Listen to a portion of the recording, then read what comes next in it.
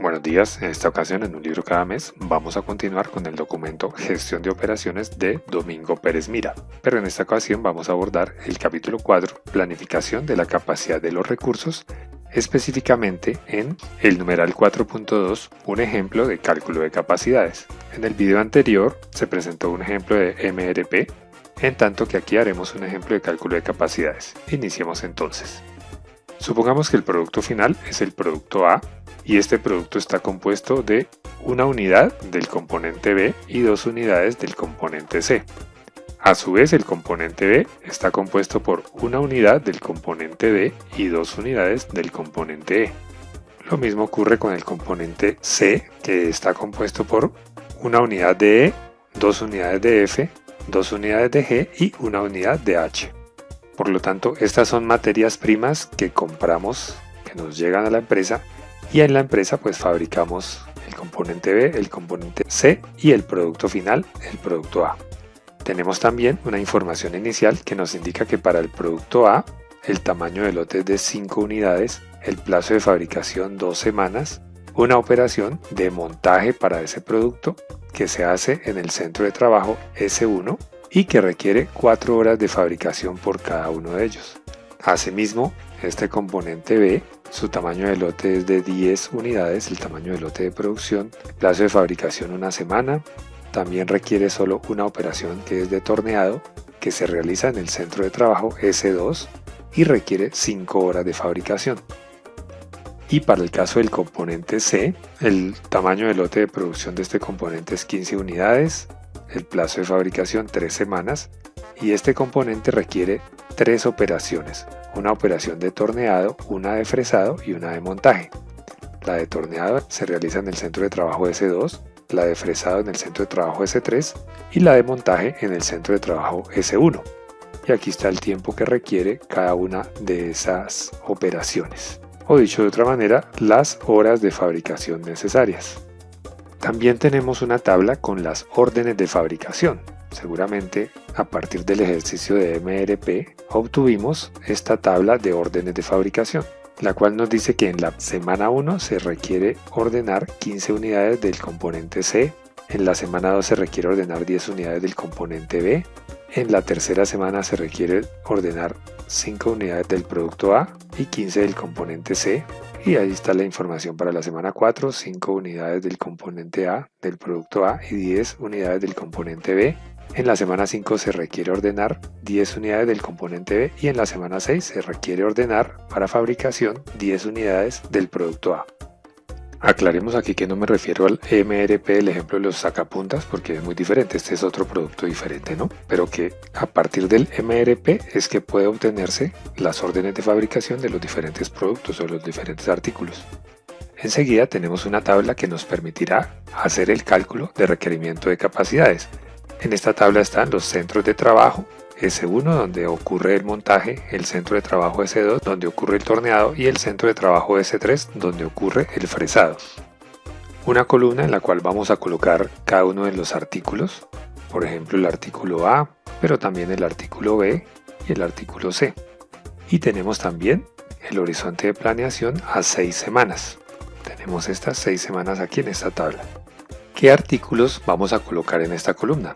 Lo primero es que el artículo A requiere una operación de montaje en el centro de trabajo S1. Así que lo escribimos acá, el artículo A que requiere pasar por montaje. El artículo B requiere pasar por torneado, o sea por S2 y por montaje, centro de trabajo S1. Así que requiere pasar por S2 y por S1 el artículo B. Y el artículo C requiere pasar tanto por torneado como por fresado y montaje, o sea por S2, S3 y S1, por S2, por S3 y por S1. Enseguida procedemos a diligenciar el número de horas requeridos en la semana 1 en cada uno de los centros de trabajo para cada uno de los artículos. Entonces para la semana 1 necesitamos 15 unidades del artículo C, pero el artículo C pasa por torneado, fresado y montaje. Entonces, para torneado se requieren 5 horas por cada artículo, pero como necesitamos 15 unidades, 5 por 15 da 75. Así que necesitamos registrar 75 horas para el artículo C en la semana 1 en S2, que es torneada. Aquí tenemos el artículo C, por lo tanto ahí vamos a registrar 75 horas. Por S3, por fresado, se requieren 4 horas por unidad, por 15 sería 60, por lo tanto necesitamos en S3, el artículo C, programar 60 horas acá. Y por último, el artículo C pasa por montaje, se gasta 6 horas, 6 por 15, 90. Quiere decir que para el artículo C necesitamos programar 90 horas en la semana 1, en el centro de trabajo S1 montaje. Pasemos a la semana 2. En la semana 2 se requieren 10 unidades del producto B. El producto B pasa por torneado y pasa por montaje. Cada unidad del producto B que pasa por torneado requiere 5 horas de fabricación. Y como son 10 productos, 10 por 5, 50. Es decir, el producto B que pasa por torneado requiere programar 50 horas en la semana 2. Pero también el producto B pasa por montaje, es decir, por S1, y gasta 3 horas por cada unidad. 10 productos por 3 horas, 30 horas. Así que para que el producto B que pasa por S1 requiere planear 30 horas aquí en la semana 2. Pasemos a la semana 3. La semana 3 requiere 5 unidades de A y 15 unidades de C. Iniciemos con las 5 unidades de A. El producto A pasa por montaje por S1 y demora 4 horas por unidad. 4 por 5, 20 horas. Aquí está S1, aquí está A. Por lo tanto, llenamos esta información aquí en la semana 3. 4 por 5, 20 horas. Pero también en la semana 3 se necesitan 15 unidades de C. C pasa por S2, 15 por 5, 75. Aquí está S2 y aquí está el producto C. Para la semana 3 sería acá. Aquí irían entonces las 75 horas. C también pasa por fresado, por S3 y demora 4 horas. 4 por 15, 60 horas en el centro de trabajo S3 para el producto C, es decir, acá. Y registramos acá las 60 horas.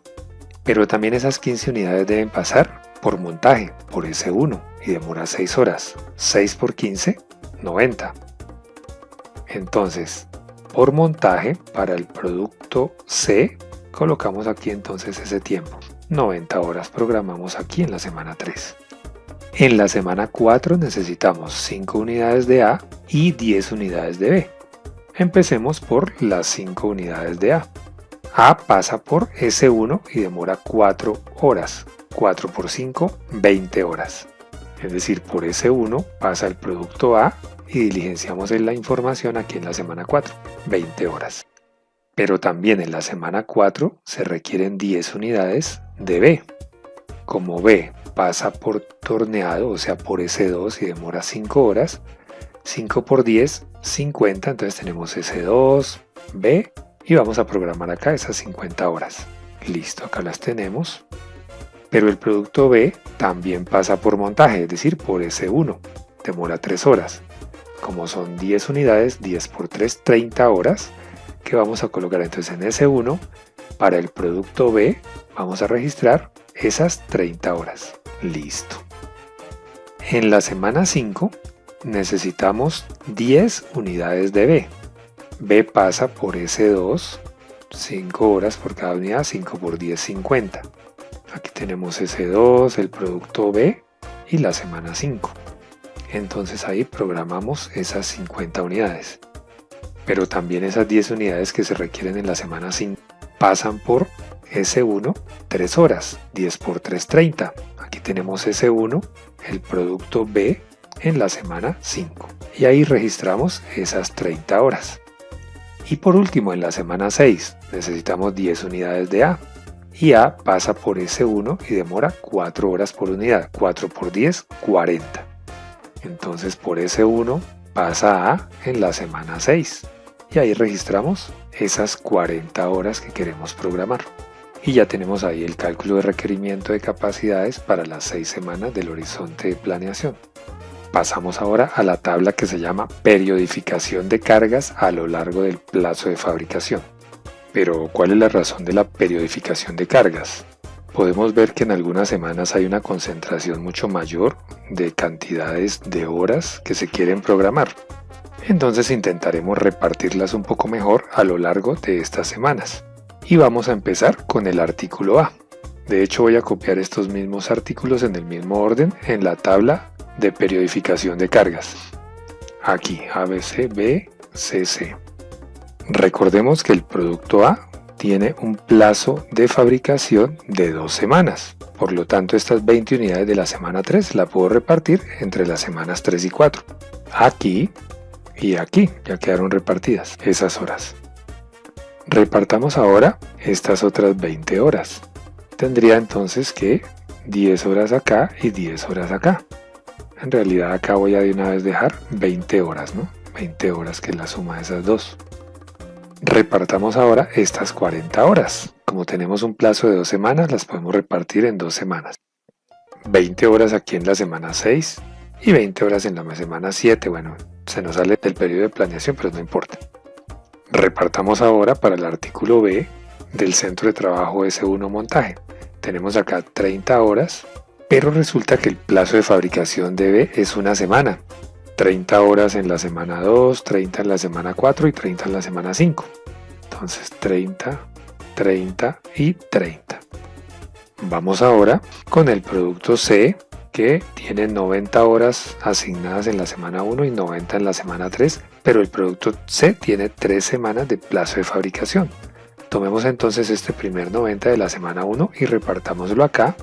30 acá en la semana 1, 30 en la semana 2 y 30 en la semana 3. Ahora tomemos estas 90 horas de la semana 3 del artículo C de montaje y las repartimos en 3 semanas. Entonces tendríamos 30 acá y 30 acá en la semana 5. Dejemos acá la suma del consolidado, 60. Y de esa forma he periodificado todos los productos del centro de trabajo montaje. Pasemos ahora al centro de trabajo torneado. Para el producto B están programadas 50 horas en la semana 2, pero el producto B tiene una semana, así que nos toca dejar estas 50 horas de la semana 2, estas 50 horas de la semana 4 y estas 50 horas de la semana 5. 50 en la semana 2, 50 en la semana 4 y 50 en la semana 5.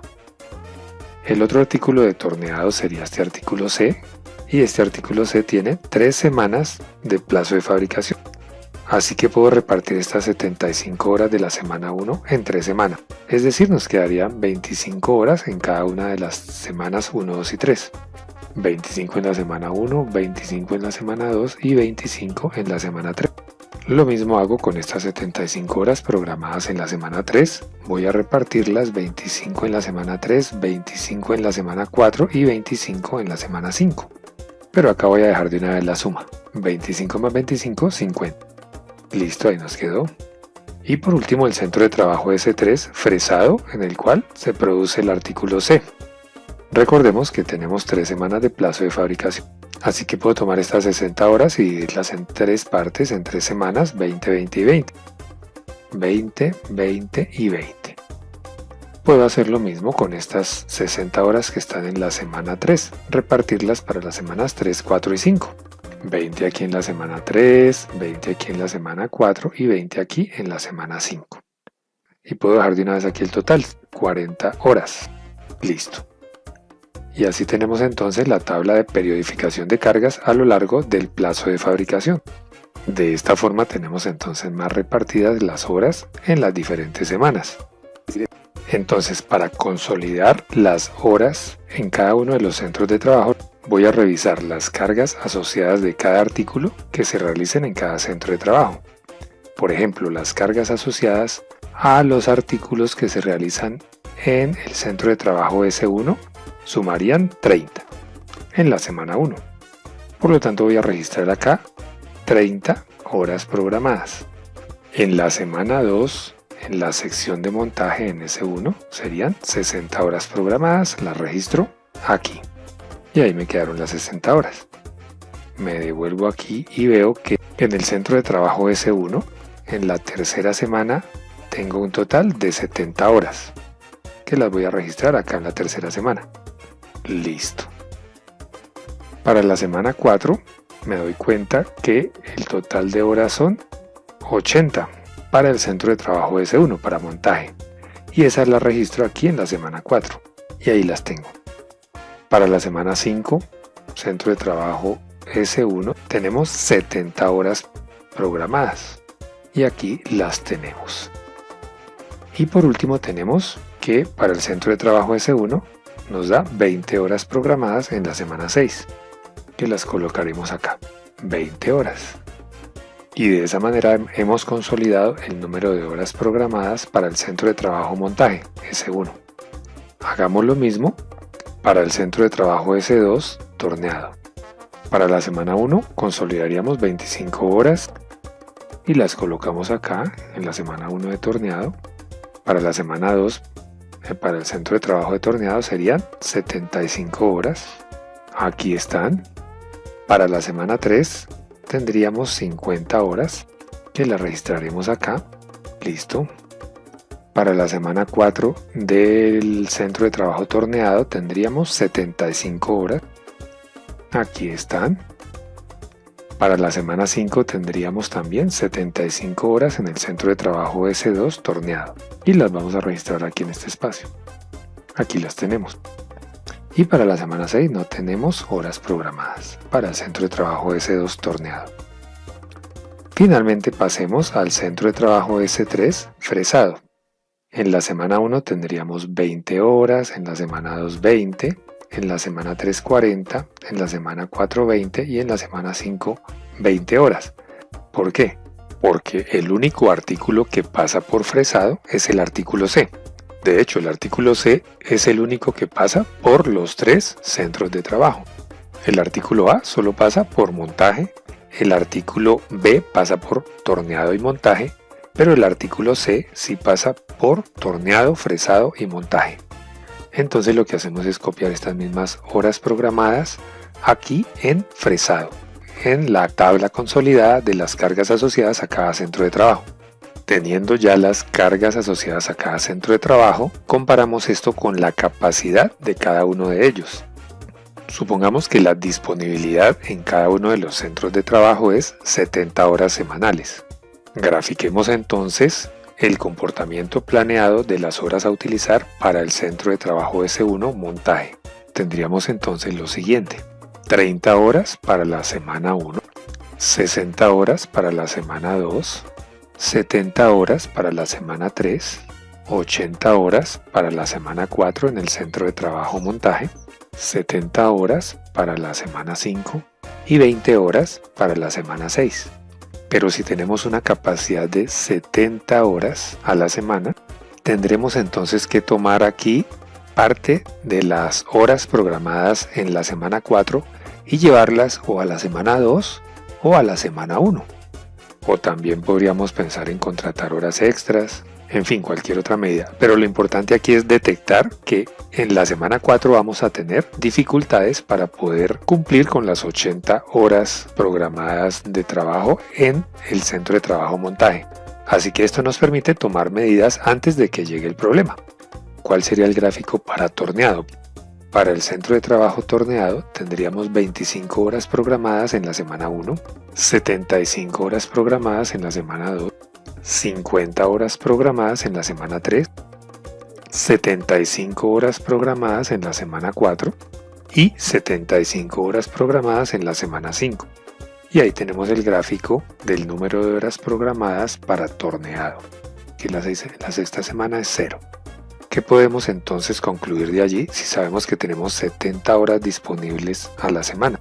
Podemos notar que en la semana 2, en la semana 4 y en la semana 5 tenemos más horas de la disponibilidad que tenemos en torneado, lo que hará que estas 5 horas las pasemos a la semana 1 y estas 5 horas de la semana 4 y de estas otras de la semana 5 las pasemos a la semana 3. O también tomemos algún otro tipo de medida que permita superar ese inconveniente que ya sabemos se va a presentar en las semanas 2, 4 y 5.